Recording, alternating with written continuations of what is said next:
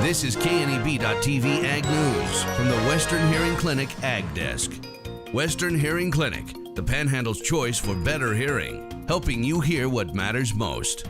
From a territory to a state, Nebraska is celebrating its 150th birthday this year, and KNEB Ag will be looking back throughout the year at the farmers, ranchers, technology, and more, which grew the panhandle of Nebraska to what it is today. In the past, blacksmiths were like mechanics or repairmen of today, fixing the vehicles that transported hundreds and thousands of pioneers to the area and beyond. John Beard, blacksmith educator at the Legacy of the Plains Museum, tells us about the importance of blacksmiths in the early days of Nebraska.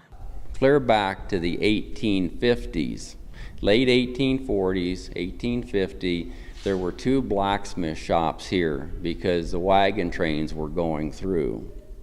And so those wagon trains, the wagons were made in the east. They got out here, the air dried out, the wood dried up, and the steel rims fell off. So not just those problems, but they encountered rock. And so all of those animals, the horses and the oxen, had to have shoes put on so they didn't get lame from walking in the rocks. And so the blacksmiths shops were there for that purpose.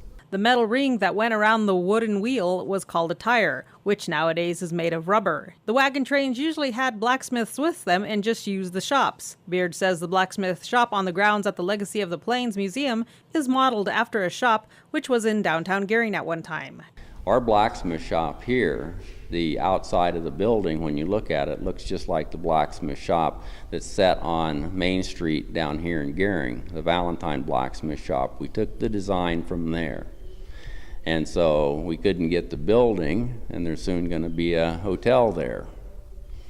So in the design of that, we were able to put together a line shaft, and that's what's up above me.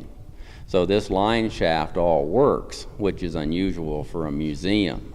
Helping to create the blacksmith shop was Daryl Ingerson and Marvin Crome, volunteers at the museum. Ingerson explained some of what they did in creating the shop. New people that were the blacksmiths.